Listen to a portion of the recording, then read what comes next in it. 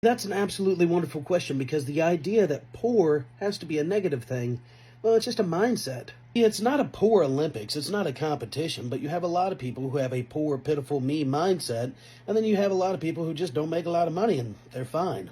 You have the new poor, and those are the people who probably grew up with money, went out on their own, mom and dad paid for a college degree, and now they can't use that degree to make any money. Turns out there's just not a lot of art history factories hiring currently. But the degree helped them get a middle management job, and then when the economy tanked, they didn't really ever have the experience to learn how to be poor. Then you have the old poor. Those are the people who had to watch mom and dad struggle and watch mom and dad count every penny to make everything work. They didn't have mom and dad money, they had mom and dad work ethic, as in, if you don't go to work, there's not going to be any money. Because they've had to go and make every dollar count before, that mindset's kind of drilled into them, that even if they're making more dollars than they ever have, they need to make sure that they save their dollars. The problem is, for most of us, we've been through this already.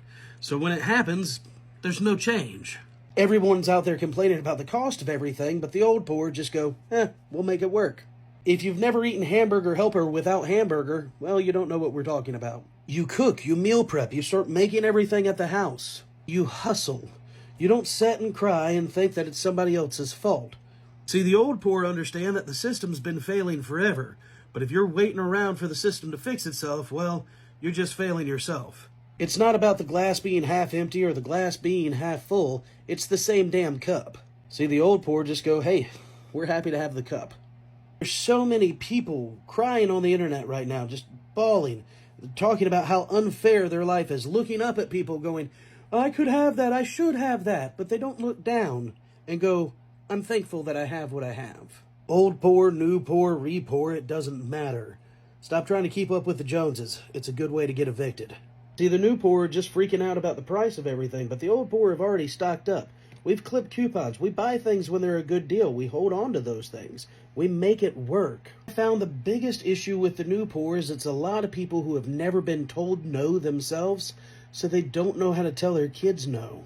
The old poor understand that if you can't afford something that your kids want, it doesn't make you a bad parent. It just means you can't afford it. It doesn't mean that it doesn't suck, but you just focus on the things that do matter. Again, not a competition, just a mindset. If you can't love me at my lowest, you don't deserve me at my best.